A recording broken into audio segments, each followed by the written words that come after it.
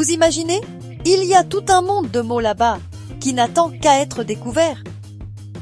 Parfois, on ne réalise même pas combien de mots on utilise chaque jour, et encore moins combien il en existe dans d'autres langues. C'est comme si chaque langue était son propre univers, rempli de secrets, d'histoires et de façons uniques de voir la vie. Salut les amis, comment ça va? Aujourd'hui, je vous apporte quelque chose que je sais que vous allez adorer. Parce que, soyons honnêtes, on s'est tous demandé un jour quelle était la langue la plus riche, celle qui a le plus de mots, celle qui peut exprimer le plus de choses. Et la réponse, croyez-moi, n'est pas aussi simple qu'il n'y paraît. Vous êtes-vous déjà demandé quelle langue possède le plus de mots au monde? Serait-ce l'anglais, avec sa réputation de langue globale? Ou peut-être le chinois, avec son histoire millénaire et sa complexité? Ou pourrait-il s'agir d'une langue qu'on n'imagine même pas, parlée par une petite communauté dans un coin reculé de la planète? Allez, réfléchissez. C'est une question super difficile. Parce qu'il ne s'agit pas seulement de compter les mots, mais de comprendre comment ils sont créés, comment ils évoluent et comment ils sont utilisés au quotidien.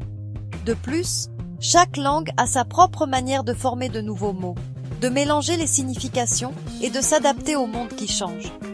Et la vérité, c'est que la quantité de langues qui existent dans le monde est incroyable. Il y a des langues parlées dans des pays entiers, et d'autres que seules quelques familles connaissent. Chacune possède son propre trésor de mots, certains si spécifiques qu'ils n'existent dans aucune autre langue.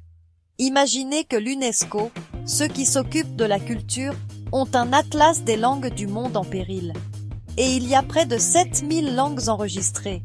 Cela signifie qu'il existe des milliers de manières différentes de nommer l'amour, la tristesse, la joie, la nature et tout ce qui nous entoure. Chaque langue est une fenêtre sur une façon différente de comprendre la réalité.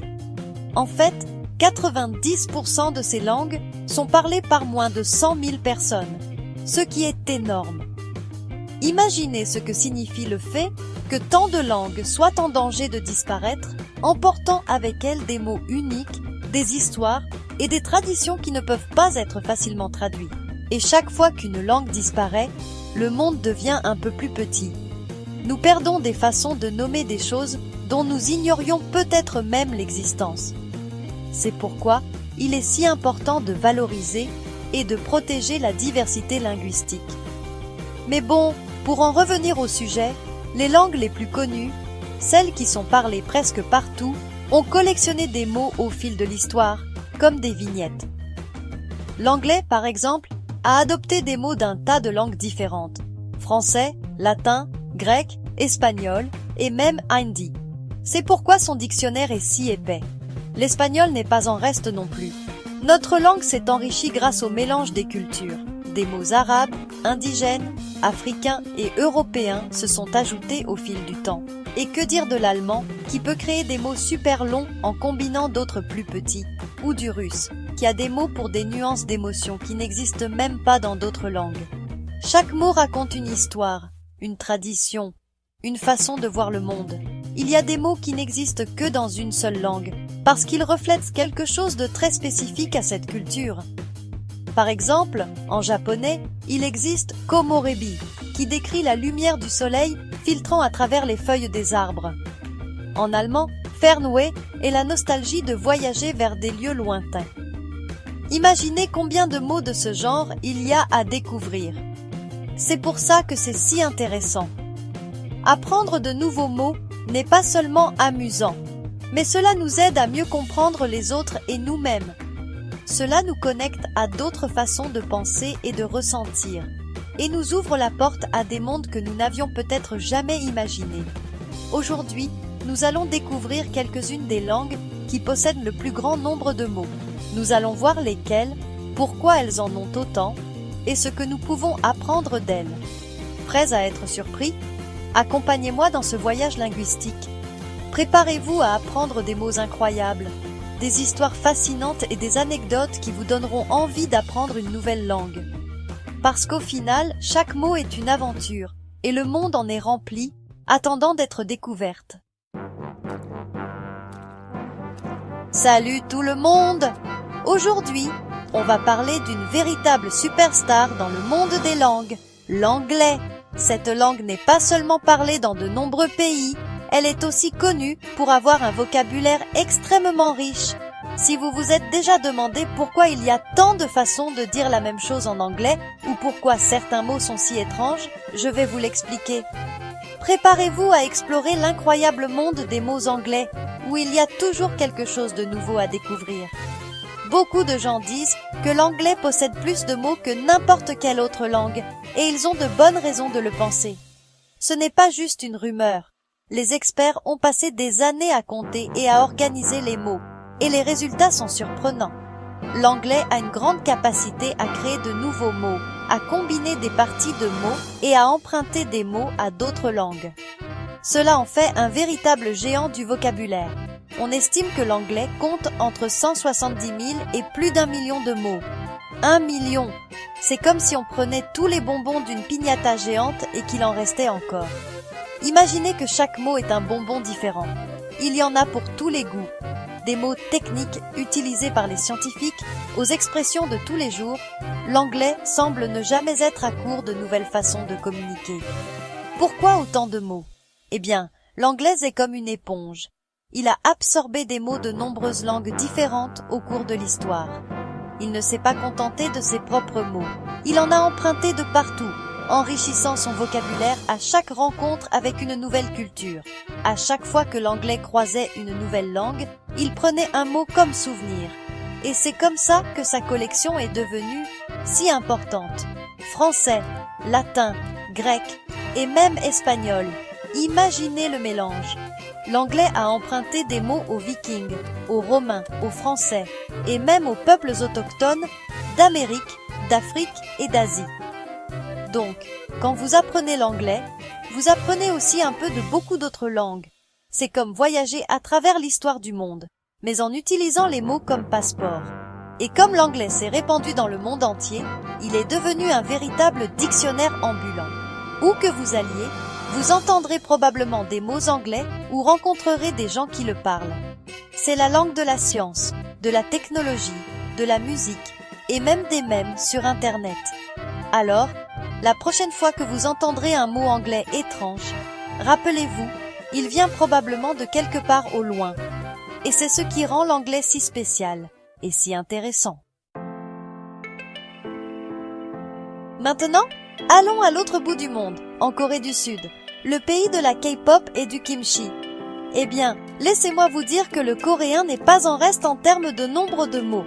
En fait, certains linguistes disent que le coréen possède un vocabulaire énorme, surtout si l'on considère les mots natifs, les mots sino-coréens qui viennent du chinois, et les mots qu'ils ont empruntés à d'autres langues. C'est comme un buffet linguistique, avec des plats du monde entier. Et c'est que la culture coréenne a été influencée par la Chine, le Japon et d'autres pays, ce qui a enrichi sa langue de façon impressionnante. Et en parlant d'Asie, on ne peut pas oublier le japonais, une langue qui pour beaucoup d'entre nous paraît à la fois fascinante et mystérieuse. Le japonais possède également une quantité énorme de mots, grâce à son système d'écriture qui combine les kanji, ou caractères chinois, avec les syllabaires japonais.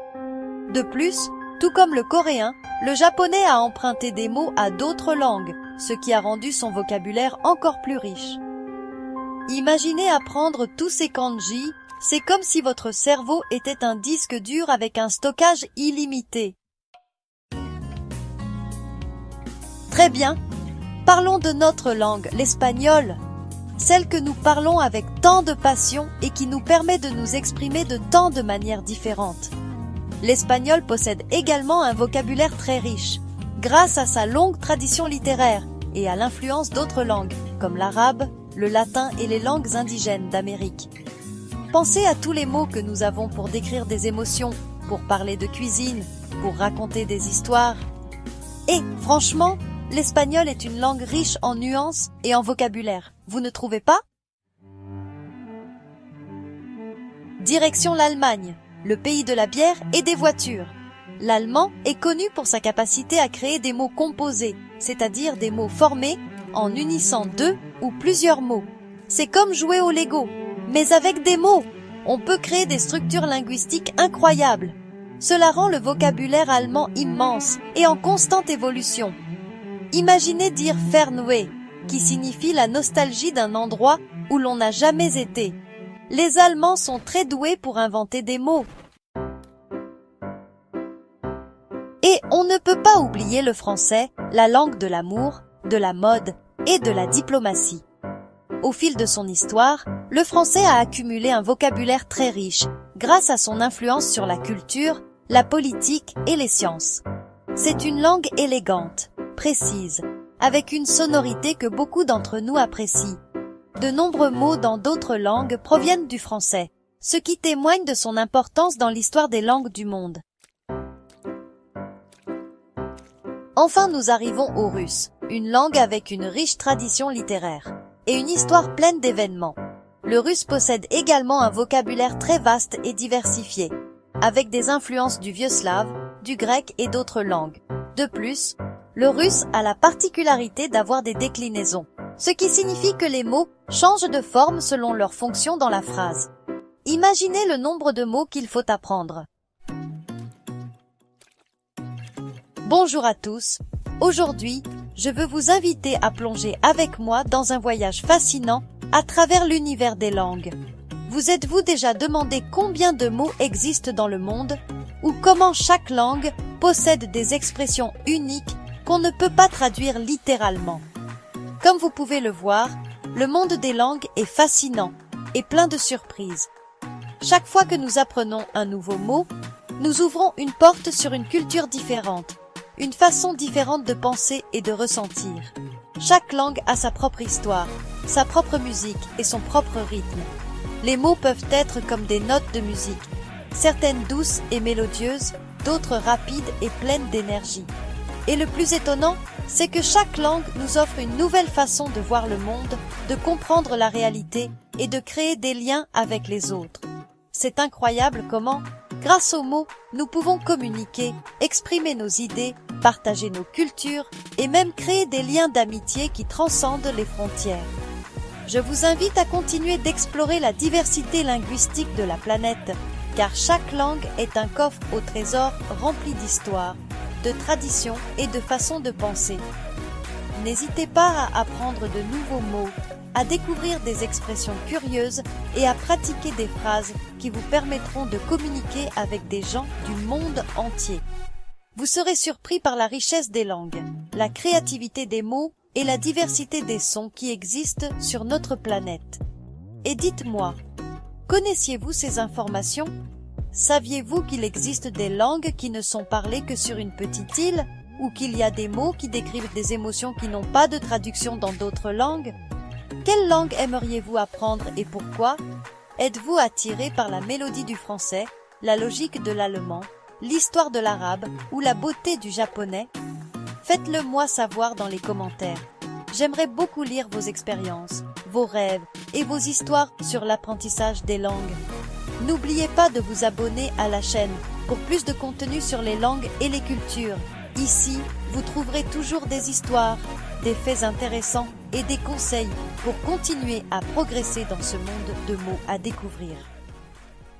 À la prochaine!